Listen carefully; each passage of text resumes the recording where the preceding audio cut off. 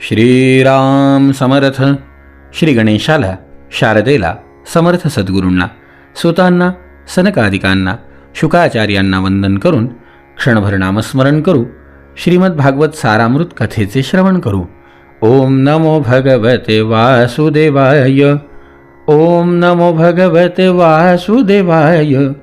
ओम नमो भगवते वासुदेवाय. ओम नमो भगवते वासुदेवाय. ओम नमो भगवते वासुदेवाय. गोपाल कृष्ण भगवान की जय.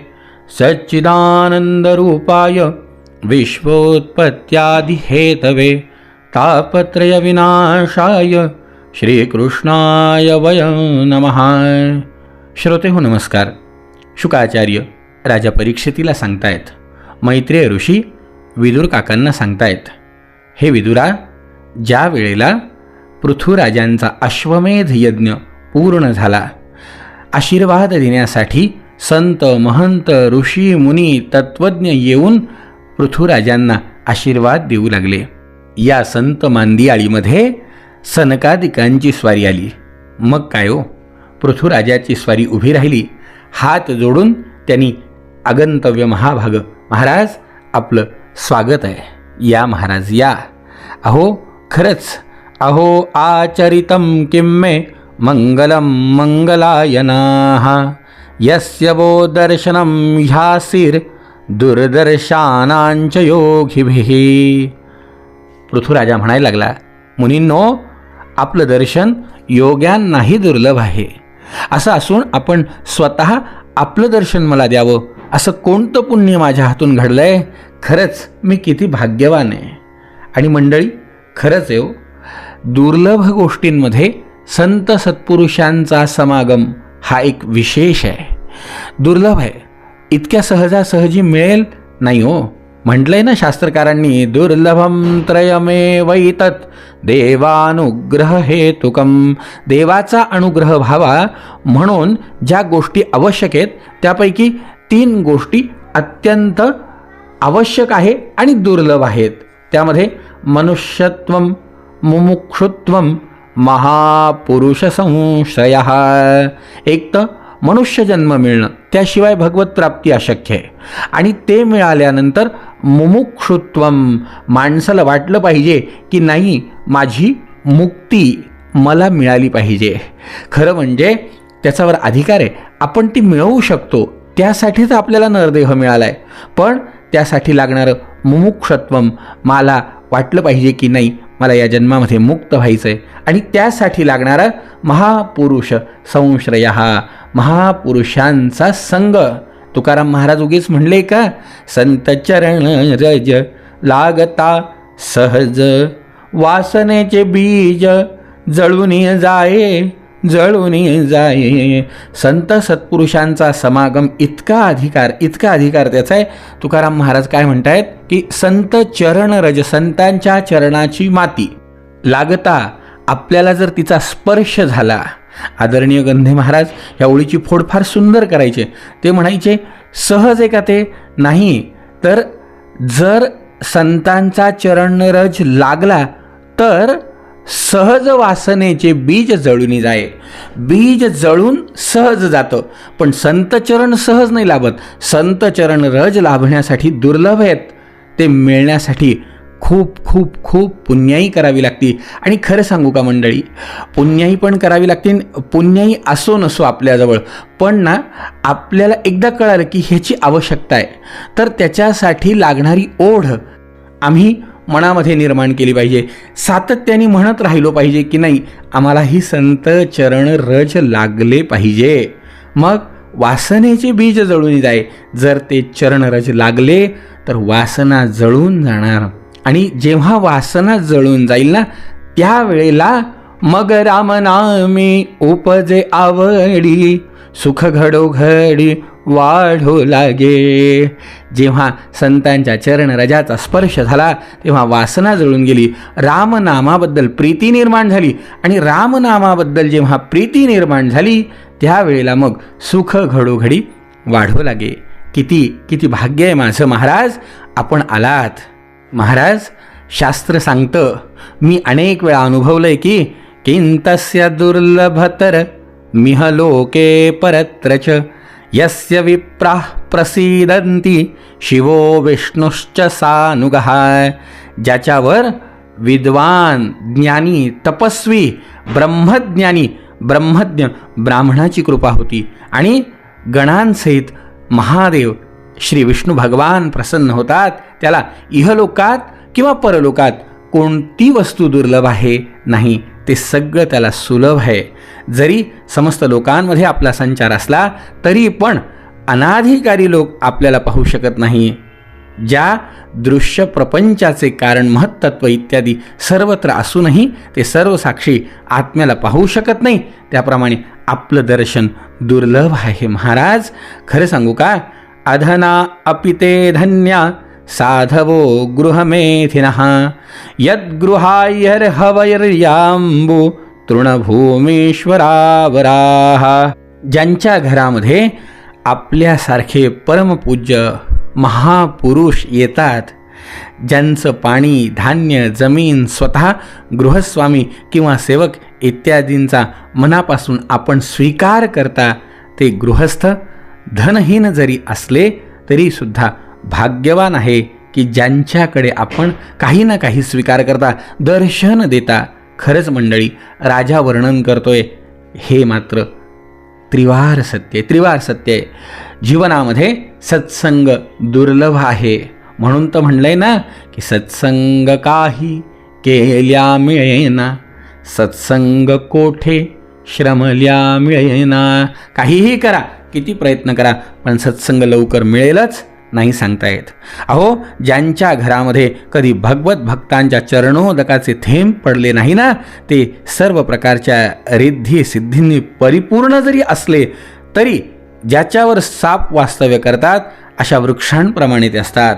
मुनीश्वरांनो, आपलं स्वागत असो. स्वागतम वो द्विजश्रेष्ठा यद्व्रतानि मुक्षवः चरन्ति श्रद्धया धीरा बाला एव बृहन्ति च. आपण बाल्यावस्थेपासूनच मुमुक्षुकांच्या मार्गाने जात एकाग्र चित्ताने ब्रह्मचर्यादी महान व्रतांचं मोठ्या श्रद्धेने आचरण केलं आहेत. हे स्वामींनो, आम्ही आमच्या कर्मानुसार विपत्तींचे क्षेत्र अशा या संसारात पडलो असून फक्त इंद्रिय भोगांनाच पुरुषार्थ मानित आलोय. यातून आमच्या सुटकेचा काही उपाय आहे का, आम्हाला सांगा. महाराज, खरं म्हणजे भवत सुकुशल प्रश्न आत्मा रामेषु निश्चते. आपल्याला आपल्या खुशालीविषयी प्रश्न करणं योग्य नाही. काय चाललं कसं, खरं सांगू का, अतिशय राजाने बघा किती मार्मिक गोष्ट विचारली आहे, मार्मिक गोष्ट सांगितली आहे. संसारातनं तरायचं कसं हा प्रश्न राजाचा आहे. त्याबरोबर आपण आलात, आमचं भाग्य आहे हे राजा म्हणतोय आणि राजा त्याच्याबरोबर आवश्यक गोष्ट म्हणतोय की महाराज आपण आलात ना, तुमच्या खुशालीविषयी तुम्ही कसे आहात, बरे आहात का, हा प्रश्न विचारणं योग्य नाही. आणि खरंच आहे मंडळी, हा विचार फार महत्त्वाचा आहे. आजही बघा अनेक संत, साधू, महापुरुष यांच्या आजूबाजूला काही शिष्य मंडळी असतील ना, अशा प्रकारे ते वार्तालाभ करत असतात की महाराज आपले मित्रच आहेत. सगळेजण असं करतात असं मी म्हणत नाही आहे, पण बहुतांशी हे पाहायला मिळतंय. आणि मग काय चाललं, कसे आहात, बरे आहात का, मजेत आहात का, राजा म्हणतोय तुमच्यासारख्याला क्षेम विचारणं ही माझी योग्यता नाही. आपल्यामुळे आम्ही सुस्थिर आहोत, तुमच्यामुळे आमची स्थिती व्यवस्थित आहे आणि तुम्हालाच आम्ही विचारायचं योग्य नाही, हे राजाचं म्हणणं आहे, हे माझं नाही. मंडळी, खरंच हे फार आवश्यक आहे. जर आपल्याला यत कदाचित महापुरुषांचा संग होत असेल ना, तर ही खबरदारी आपण घेतलीच पाहिजे. ते म्हणतायत खरं म्हणजे आपण नेहमीच आत्म्यामध्ये रममाण असता.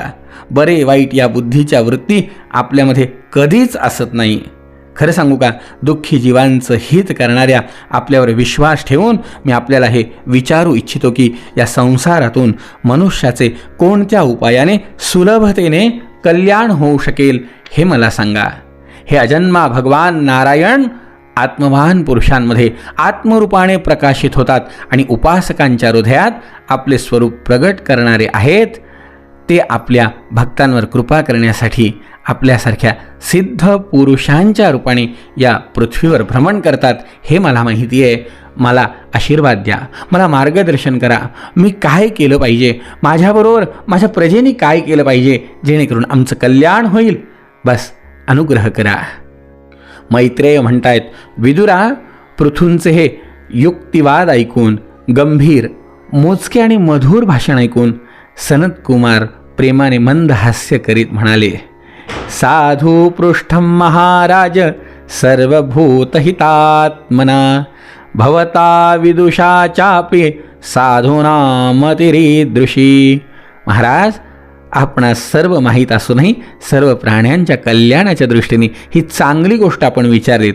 साधू पुरुषांची बुद्धी अशीच असती, हे खरं आहे.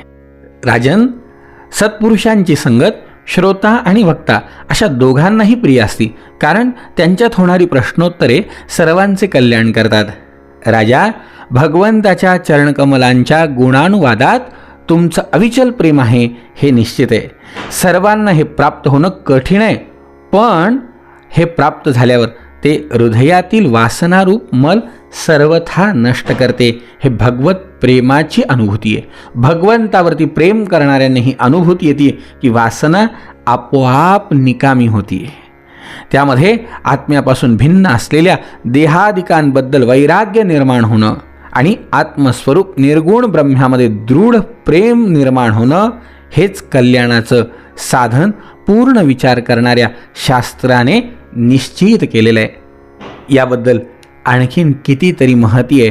राजन, ही सगळी महती आपल्याला सांगावी अशी आमची इच्छा आहे, म्हणून ही सगळी महती तुमच्याजवळ आम्ही प्रगट करतो.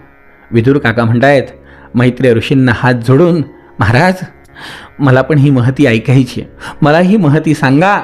त्यावेळेला राजा परीक्षितसुद्धा म्हणतोय, महाराज, लवकर सांगा.